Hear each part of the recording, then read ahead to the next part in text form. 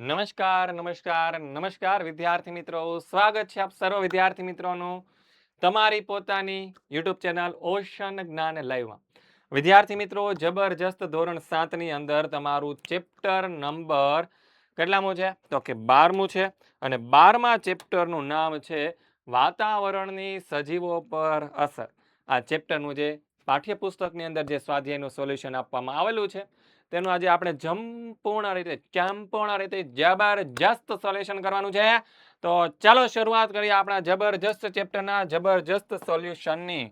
તો પહેલો સવાલ અહીંયા આપણને આપવામાં આવેલો છે, ક્ષોભ આવરણ વિષુવવૃત્ત પર કેટલા કિલોમીટર સુધી ફેલાયેલું છે? તો જવાબ આવશે ક્ષોભ આવરણ વિષુવવૃત્ત પર આશરે 16 કિલોમીટર સુધી ફેલાયેલું છે.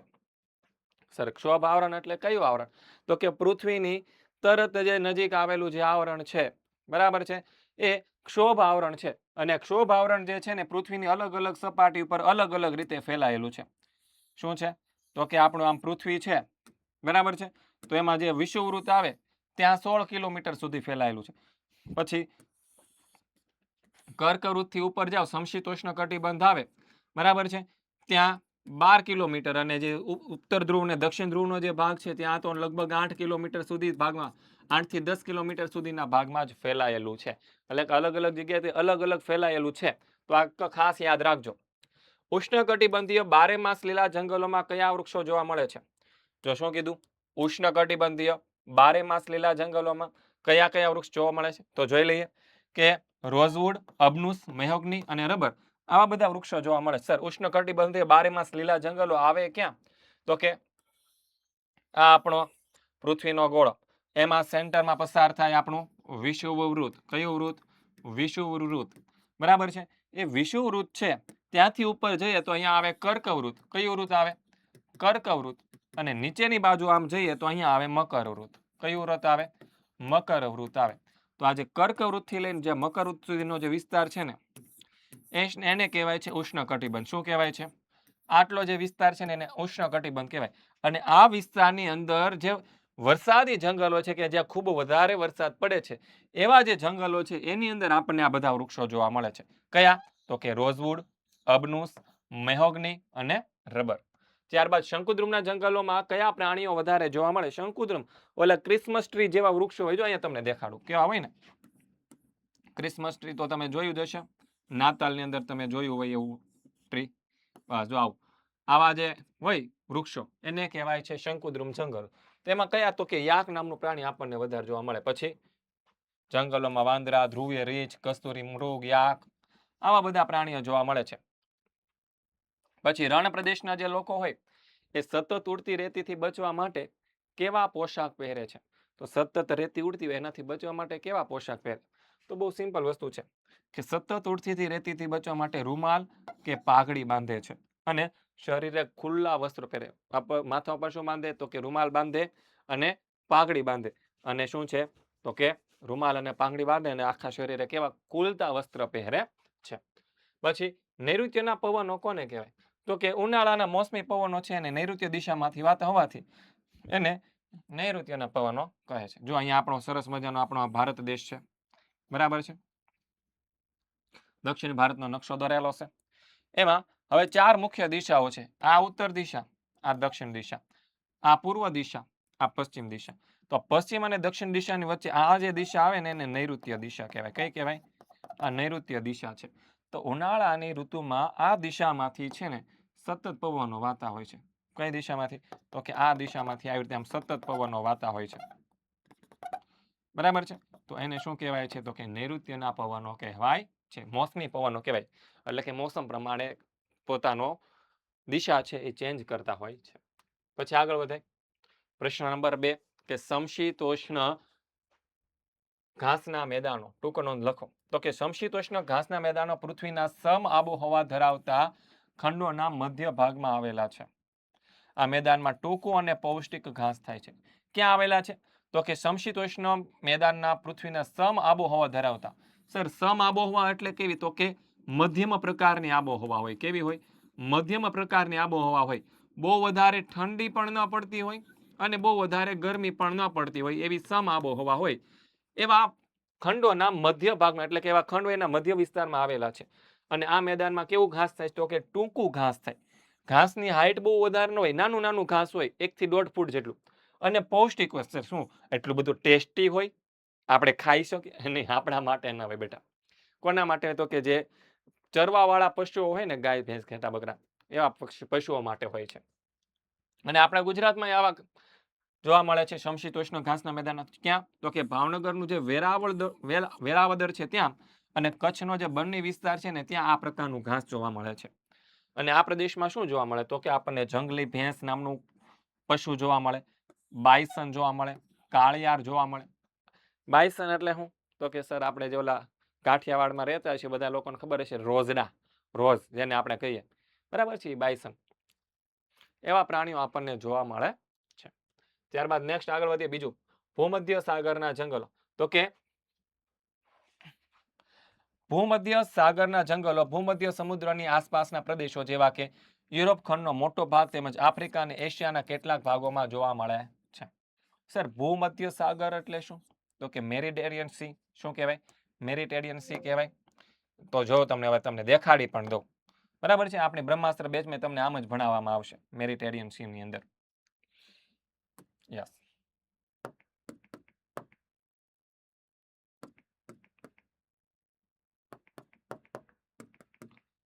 સી.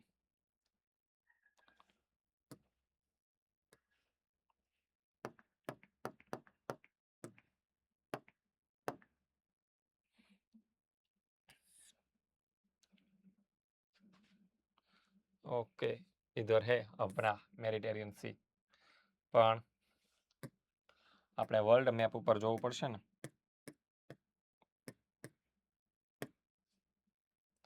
જો અહીંયા છે.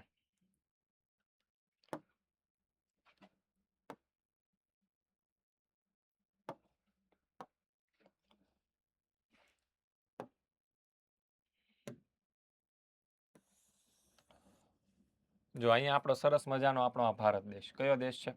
અહીંયા જે દેખાય છે ને એ આપણો ભારત દેશ છે. દેખાય છે તમને નકશાની અંદર?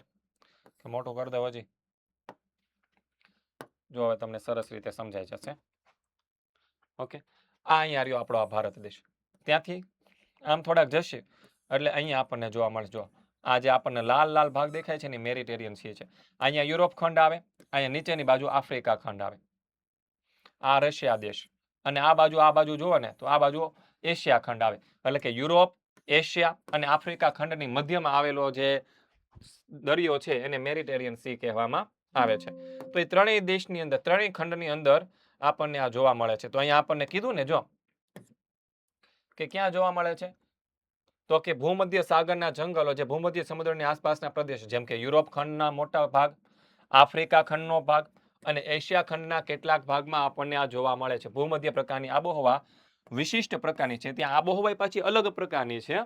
ઉનાળો કેવો હોય તો કે લાંબો હોય, સૂકો હોય અને ગરમ હોય. જ્યારે શિયાળો કેવો હોય, ટૂંકો અને હુંફાળો હોય અને ભેજવાળો પણ હોય. તેથી અહીંની વનસ્પતિ લાંબો સમય ભેજ સંગ્રહી શકે એવી વિશિષ્ટતા ધરાવે છે. ત્યાંની વનસ્પતિ શું છે તો કે લાંબો સમય ભેજ સંગ્રહી શકે. કેમ? ભેજ તો સંગ્રહવો જ પડે ને સર. ન સંગ્રહે તો શું થાય? તો ભાઈ બાષ્પોત્સર્જનની ક્રિયા દ્વારા બધું પાણી ઉડી જાય તો વનસ્પતિને પછી પાણીની અછત ઊભી થાય, હે ને? અને આ પ્રદેશમાં શું થાય તો કે દ્રાક્ષ, લીંબુ, નારંગી, મુસંબી, શેતુર, અંજીર, ઓલિવ, સફરજન, નાશપતી, પીચ, પલ્મ, આલુ, આવા બધા રસદાર અને ખટાશવાળા ફળોનું પુષ્કળ ઉત્પાદન થાય છે. તેથી આ પ્રદેશ ફળોના બગીચા તરીકે ઓળખવામાં આવે છે. શું છે આ પ્રદેશમાં? જો દ્રાક્ષ આપણને ખબર છે, લીંબુ ખબર છે, નારંગી ખબર છે, સર મોસંબી જોયા છે, શેતુરે જોયા છે, હાલો ને, અંજીરે જોયા છે. પણ સર આ ઓલિવ્સ એટલે શું? એ તો પહેલી વાર નામ છે. ઓલા પિઝા ખાવા જાવ કે નહીં બેટા, પિઝા એની પર ઓલા બ્લેક કલરના હોય કે નહીં, ઘણી વાર ગ્રીન કલરના હોય, બરાબર છે, ઓલિવ્સ હોય. આવા બધા ફળો થાય. આથી એને શું કહેવાય છે? ફળોનો બગીચો કહેવાય છે. એને તો ફળોનો બગીચો કહેવાય છે, પણ તમારે તમારા માર્ક્સનો બગીચો બનાવવો હોય તો ભાઈ બ્રહ્માસ્ત્ર બેચમાં જોડાઈ જવાય. ક્યાં જોડાઈ જવાય? બ્રહ્માસ્ત્ર બેચમાં. જે ધોરણ 6 થી 8ના વિદ્યાર્થીઓ છે એના માટે આપણી ઓશન જ્ઞાન લાઈવ યુટ્યુબ ચેનલ દ્વારા ઓનલાઈન ટ્યુશન ક્લાસ શરૂ કરવામાં આવેલા છે. જેનું નામ રાખ્યું છે બ્રહ્માસ્ત્ર બેચ, અને ખૂબ જ સરળ, ખૂબ જ ઓછી ફી, એટલે કે માત્ર અને માત્ર 1500 રૂપિયામાં તમને આખું વર્ષ ભણાવવામાં આવે છે. કેટલામાં? માત્ર અને માત્ર 1500 રૂપિયામાં તમને આખું વર્ષ ભણાવવામાં આવે છે. તો અત્યારે જ આપણી એપ્લિકેશન ડાઉનલોડ કરી લો, ઓશન જ્ઞાન લાઈવ, અને જોડાઈ જાઓ આપણી બ્રહ્માસ્ત્ર બેચમાં. સર કોણ ભણાવશે ને? તો કે ઇંગ્લિશ છે તમને દિવ્યેશ સર ભણાવવાના છે. આ દિવ્યેશ સર છે એ ઇંગ્લિશ ભણાવવાના છે. આ હિનલ મેડમ છે એ તમને વિજ્ઞાન ભણાવવાના છે. હું પોતે એટલે કે નિકુંજ સર છે એ તમને સમાજ ભણાવવાના છે.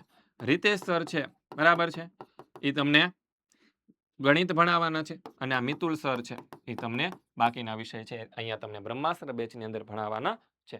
તો બેટા અત્યારે જ આપણે ડાઉનલોડ કરી લઈશું ઓશન જ્ઞાન લાઈવ એપ્લિકેશન અને જોડાઈ જશું બ્રહ્માસ્ત્ર બેચમાં. સર પણ અમને એટલું બધું પ્રોસેસ નથી આવડતી, કઈ રીતે જોઈન? અહીંયા જો મોબાઈલ નંબર આપેલો છે 70 46 22 22 54. આના ઉપર ફોન કરી લેજો, નંબર છે, બરાબર છે. જ્યાં કંઈ પણ અટવાવ તમને બધી જ માહિતી ત્યાંથી આપવામાં આવશે. બ્રહ્માસ્ત્ર બેચમાં કઈ રીતે જોડાવું, એના કયા કયા ફીચર છે, એ તમામ વસ્તુ છે તમને અહીંયા જોડાવવામાં જણાવવામાં આવશે. ચાલો આગળ જોઈએ. સમતાપ આવરણ શું છે? સમતાપ આવરણ વિશે ટૂંક નોંધ લખો. તો કે વાતાવરણનો આ સ્તર ક્ષોભ આવરણની સીમાથી આશરે 50 કિલોમીટર સુધીના ઊંચાઈ સુધી વ્યાપેલો છે. આ આવરણમાં તાપમાન એક સરખું સ્થિર રહે છે, તેથી તેને સમતાપ આવરણ કહેવામાં આવે છે. તેમાંની હવાની હલનચલન, પવનના તોફાન, વાદળા, વરસાદ, ઋતુઓ કે હિમ ઉદ્ભવતા નથી. અહીં હવા અત્યંત પાતળી અને સ્વચ્છ હોય છે, તેથી હવાઈ ઉડ્ડયન માટે આ વિસ્તાર વધુ અનુકૂળ છે અને જેટ વિમાનો ઓછા અવરોધ અને ઝડપથી ઉડી શકે છે.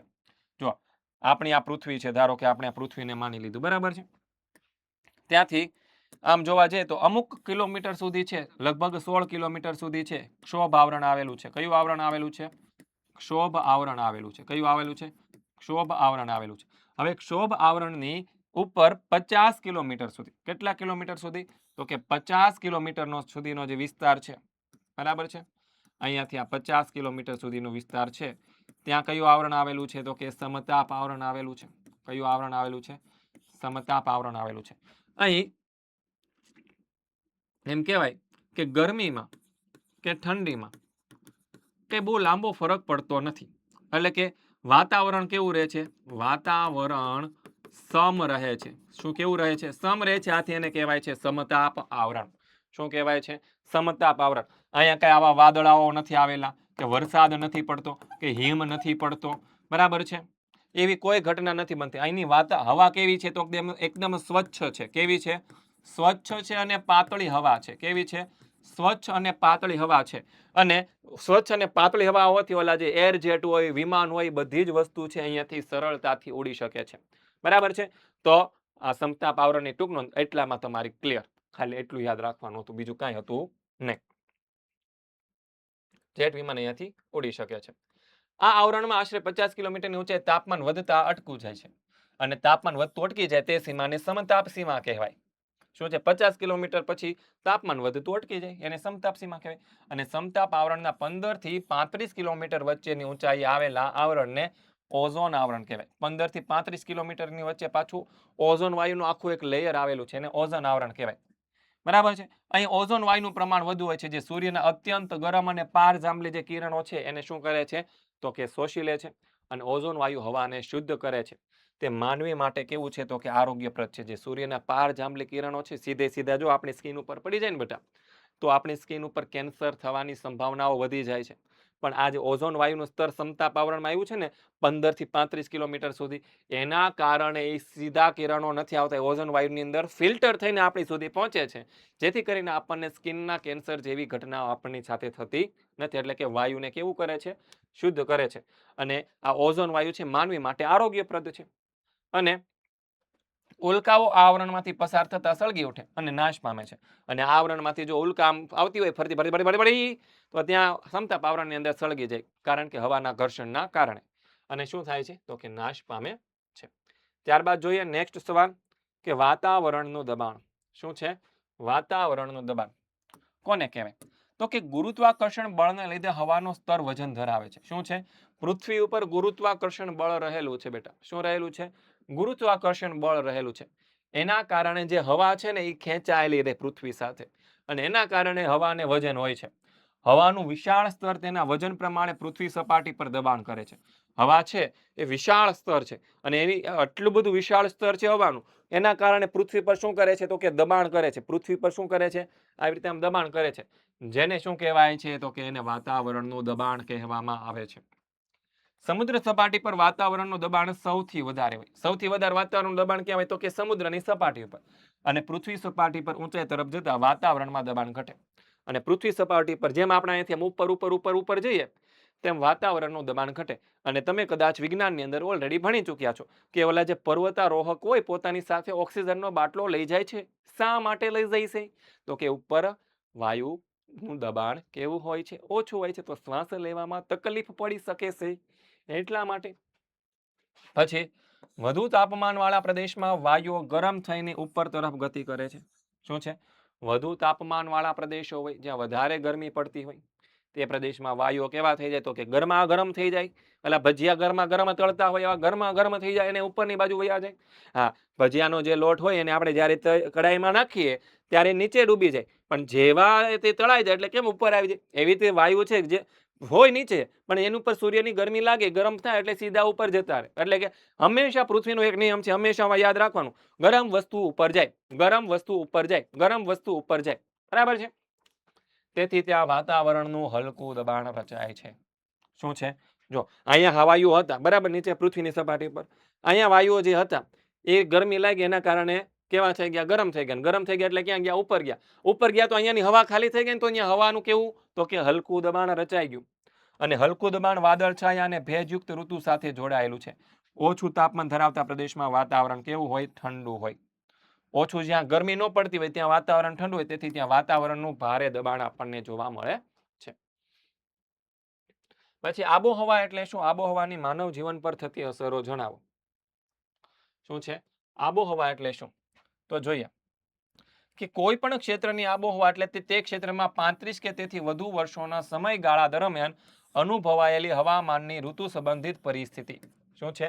કોઈ પણ ક્ષેત્રની આબોહવા એટલે શું? તો કે તે ક્ષેત્રની અંદર 35 કે તેથી વધુ વર્ષોના સમયગાળા દરમિયાન અનુભવાયેલી હવામાનની ઋતુ સંબંધિત પરિસ્થિતિઓ એને શું કહેવાય? વાતાવરણ કહેવાય. વાતાવરણના તાપમાન, ભેજ, વરસાદ, હવાનું દબાણ, ધુમ્મસ, પવન વગેરે તત્વો પ્રદેશની આબોહવા નિશ્ચિત કરે છે. આ બધા તત્વો શું કરે છે? તો કે એ પ્રદેશની આબોહવા નિશ્ચિત કરે કે અહીંયા કેટલું વાતાવરણનું દબાણ છે, ત્યાં તાપમાન કેટલું છે, ત્યાં ભેજનું પ્રમાણ કેટલું છે, વરસાદ કેટલો આવે છે, હવાનું દબાણ કેવું છે, ધુમ્મસ કેવો છે, પવન છે. એ બધી જ વસ્તુ જે તે વિસ્તારની આબોહવા છે એ નક્કી કરતી હોય છે. હવે જોઈએ કોઈ પણ પ્રદેશની આબોહવાની સીધી અસર તે પ્રદેશના લોકોના ખોરાક, પોશાક અને રહેઠાણ પર ખૂબ વધારે થાય. શું થાય? આબોહવાની અસર શું છે? તો તે પ્રદેશના જે લોકો હોય એના ખોરાક ઉપર થાય, તેના પહેરવેશ ઉપર થાય, તેના રહેઠાણ ઉપર પણ થાય. તો સૌથી પહેલા આપણે જોઈએ કે શેના ઉપર? તો કે આપણે જોઈએ રહેઠાણ જોઈએ. વધુ વરસાદવાળા પ્રદેશના ઘરના છાપરા કેવા હોય છે? તીવ્ર ઢોળાવવાળા હોય છે, જ્યારે ઓછા વરસાદમાં પ્રદેશના મકાનો ઓછા ઢાળાવવાળા અને સપાટ છાપરાવાળા હોય છે. જે તે પ્રદેશના લોકો પોતાને ત્યાં થતા ખેતી પાકોને ખોરાકમાં લે છે. દાખલા તરીકે મેદાની પ્રદેશના લોકો ખોરાકમાં ઘઉં લે, જ્યારે પર્વતીય પ્રદેશના લોકો ખોરાકમાં મકાઈ લે છે. એટલે કે જ્યાં વધારે વરસાદ પડે છે ત્યાં મકાનના છાપરા આમ ઢોળાવવાળા હોય. કેવા હોય? આવી રીતે આમ ઢોળાવવાળા હોય. જ્યાં ઓછો વરસાદ પડે છે ત્યાં ઓછા ઢોળાવવાળા આવા છાપરા હોય. અથવા તો ઘણી જગ્યાએ આમ સીધા ધાબાવાળા મકાન પણ હોય. હે ને? પછી જે તે પ્રદેશમાં જે પાક ઉગે છે, જે તે વિસ્તારમાં શું છે, જે પાક ઉગે છે ત્યાંનો જ તે લોકો ખોરાક તરીકે ઉપયોગ કરે છે. જો અહીંયા આપણને આપ્યું છે સરસ રીતે. મેદાની પ્રદેશના લોકો ખોરાકમાં ઘઉં લે છે. કોણ? મેદાની પ્રદેશમાં ત્યાં ઘઉં ઉગે, આથી લોકો ખોરાકમાં ઘઉં લે. જ્યારે પર્વતીય વિસ્તારમાં મકાઈનો પાક સારો ઉગે, આથી ત્યાંના લોકોના ખોરાકમાં શું હોય છે? મકાઈ. ઉદાહરણ તરીકે જમ્મુ કાશ્મીર, પછી લદ્દાખ છે, પછી એ સિવાય હિમાચલ પ્રદેશ છે, ઉત્તરાખંડ છે, ત્યાંના લોકોનો ખોરાક છે મોટા ભાગે મકાઈમાંથી બનેલો હોય. જ્યારે આપણે ગુજરાતમાં રહીએ છીએ, ગુજરાત મેદાની પ્રદેશ, તો આપણે અહીંયા ઘઉંનો ઉપયોગ વધારે કરીએ છીએ. જે પ્રદેશમાં ઠંડી વધુ પડે છે ત્યાંના લોકો આખું શરીર ઢંકાય તેમાં ઊની કાપડનો પોશાક પહેરે. ઠંડી વધારે પડે ત્યાં ઊનનું કાપડ જ વાપરવું પડે, નકર તો ઠંડી લાગી જાય. દાખલા તરીકે લદ્દાખના લોકો ગરમ આબોહવા, પછી લદ્દાખના લોકો, પછી બીજું શું કહે છે તો કે ગરમ આબોહવા ધરાવતા પ્રદેશના લોકો સુતરાવ અને ખુલતો પોશાક પહેરે છે. દાખલા તરીકે દક્ષિણ ભારતના ગરમ પ્રદેશના લોકો. બરાબર છે? હવે જ્યાં ગરમી વધારે પડે છે ત્યાંના લોકો શું કરે છે? તો કે ગરમીથી બચવા માટે ખુલતા કપડાં પહેરે. જેમ કે દક્ષિણ ભારતના લોકો ઓલો આમ લુંગી પહેરીને રખડતા હોય કે નહીં, લુંગી પહેરીને ફરતા હોય ને, lungi dance, lungi dance, lungi dance, અને લુંગી ડાન્સ વાળા. બરાબર છે. પછી રણ પ્રદેશના લોકો, ગરમ રણ પ્રદેશના લોકો સતત ઉડતી રેતીથી રક્ષણ મેળવવા માટે માથે રૂમાલ કે કપડું વિતાળે છે. હવે જ્યાં રણ પ્રદેશ છે ત્યાં રેતી સતત ઉડતી રહેતી હોય. હવે એ ઉડેલી રેતી છે માથામાં આવીને પડે ગરમા ગરમ, તો વાળની તો હતી નહોતી કરી નાખે. આથી ત્યાંના લોકો વાળને બચાવવા માટે, માથાને બચાવવા માટે ઉપર રૂમાલ અથવા તો કાપડું બાંધે છે. સાઉદી અરેબિયાના લોકો, ઓલા શેખ હોય ને, ઓ જેઠાલાલી તું મુझको પૈસા દેતી કે નહીં દેતી, ઈ જેઠાલાલી વાળું એપિસોડ જોયો છે કોઈને? જોયો હોય તો ભાઈ કોમેન્ટ કરી દેજો. બરાબર છે. પછી અત્યંત ગરમ અને ભેજવાળી આબોહવાળા પ્રદેશના લોકો સ્વભાવે આળસુ હોય છે. શું છે? અત્યંત ગરમ અને ભેજવાળી આબોહવાના પ્રદેશના લોકો કેવા હોય તો કે સ્વભાવે આળસુ હોય. કારણ કે ગરમી એટલી પડતી હોય ને, આથી કંઈ કામ કરવાની ઈચ્છા જ ન થાય, કંઈ ખાવાની ઈચ્છા ન થાય ગરમી હોય ને ત્યારે. બરાબર છે. જ્યારે સમશીતોષ્ણ કટિબંધના પ્રદેશના આબોહવામાં ખુશનુમા હોવાથી અહીંના લોકોના સ્વભાવ છે મહેનતુ હોય છે. સમશીતોષ્ણમાં જ્યાં રહેતા હોય એ લોકો વાતાવરણ મસ્ત હોય, ઠંડુ નહીં, બહુ ગરમ નહીં, માપસરનું હોય. આથી ત્યાંના લોકો ખુશનુમા હોય. વાહ, હાલો હાલો કામે જવાનું છે ફટાફટ, આ તો હાલી નીકળ્યા. હે ને? લોકો મોટા ભાગે આબોહવા મુજબ ઉત્સવો ઉજવે છે. શું છે? આબોહવા મુજબ ઉત્સવો ઉજવે છે. જેવા મોસમી આબોહવા પ્રદેશમાં વર્ષા ઋતુ સિવાયના સમયમાં વિભિન્ન સામાજિક પ્રસંગોની ઉજવણીનું પ્રમાણ વધારે જોવા મળે છે. શું છે? લગભગ આપણે આ મોસમી આબોહવા ધરાવતા દેશો છે આપણો ભારત દેશ. તો આપણા દેશની અંદર મોટા ભાગે ચોમાસામાં કોઈ સામાજિક પ્રસંગો હોય નહીં, લગ્ન પ્રસંગો હોય નહીં. બરાબર છે. આથી ઉજવણીનું પ્રમાણ હોય પણ બહુ ઓછું જોવા મળે છે. પછી નેક્સ્ટ આગળ વધીએ. ઉષ્ણકટિબંધીય બારેમાસ લીલા જંગલો વિશે જણાવો. તો કે ઉષ્ણકટિબંધીય બારેમાસ લીલા જંગલો વિશે આપણે જણાવી દઈએ. ઉષ્ણકટિબંધીય બારેમાસ લીલા જંગલને ઉષ્ણકટિબંધીય વરસાદી જંગલો પણ કહે છે. આ જંગલો કેવા હોય છે? તો કે ઘટાદાર હોય છે. તે વિષુવવૃત્ત અને ઉષ્ણકટિબંધના પ્રદેશમાં આપણને જોવા મળે છે. આ પ્રદેશમાં આખું વર્ષ ગરમી અને ભારે વરસાદ પડે છે. પરિણામે અહીંની આબોહવા ભેજવાળી હોય છે અને ભૌગોલિક અનુકૂળતાને કારણે અહીંના વૃક્ષોના પાંદડા ક્યારેય એક સાથે ખરતા નથી. નવા પાંદડા ફૂટતા જ રહે છે, જેથી અહીંના જંગલોમાં બારેમાસ લીલા રહે છે. આથી તેને બારેમાસ લીલા કે નિત્ય જંગલો કહેવામાં આવે છે. અહીં રોઝવુડ, અવનુસ, મેહોગની, રબર વગેરે અહીંના મુખ્ય વૃક્ષો આપણને જાણવા મળે છે. ભારતમાં ઉષ્ણકટિબંધીય બારેમાસ લીલા જંગલો અંદમાન અને નિકોબારમાં ટાપુઓમાં જોવા મળે છે. બોલો સત્યનારાયણ ભગવાનની જય. પછી આગળ વધીએ. યોગ્ય શબ્દ વડે નીચેની ખાલી જગ્યા પૂરો. રેડિયો તરંગોનું પરાવર્તન ખાલી જગ્યા આવરણને આભારી છે. તો કયા આવરણને આભારી છે? ચાલો ફટાફટ કોમેન્ટ કરજો. રેડિયો તરંગો, કે ઉપરથી સેટેલાઇટમાંથી જે તરંગો આવતા હોય એના કારણે આપણા રેડિયોમાં આપણને જોવા મળે. આપણે જે મોબાઈલ ફોન છે એની અંદર ઇન્ટરનેટ યુઝ કરી શકીએ. આપણા ટીવીની અંદર અલગ અલગ ચેનલો આવતી હોય છે. એ રેડિયો તરંગો આપણને કયા આવરણની અંદર આપણે ઉપગ્રહો છોડેલા છે? ચાલો ફટાફટ કોમેન્ટ. ચાલો હું તમને કહી દઉં. આઈના આવરણને કારણે. પશ્ચિમીનો બકરી ખાલી જગ્યામાં જોવા મળે છે. ક્યાં જોવા મળે છે? જમ્મુ કાશ્મીરમાં કે લદ્દાખમાં? તો કે કાશ્મીરમાં જોવા મળે છે. અને ધ્રુવો તરફથી ધ્રુવ વૃત્તો તરફ વાતા પવનો ધ્રુવીય પવનો હોય છે. તો કે વિધાન અત્યંત ઠંડા પવનો હોય છે. તો વિદ્યાર્થી મિત્રો, આવી જ જબરજસ્ત રીતે તમારે જો ભણવું હોય તો તમારે ક્યાં જોઈન્ટ થઈ જવાય? તો કે આપણી બ્રહ્માસ્ત્ર બેચમાં જોઈન્ટ થઈ જવાય. હેને? તો વિદ્યાર્થી મિત્રો, નેક્સ્ટ લેક્ચર સાથે આપણે મળીશું બ્રહ્માસ્ત્ર બેચમાં. ત્યાં સુધી દરેક વિદ્યાર્થી મિત્રોને જય હિન્દ, જય ભારત, જય જય ગરવી ગુજરાત.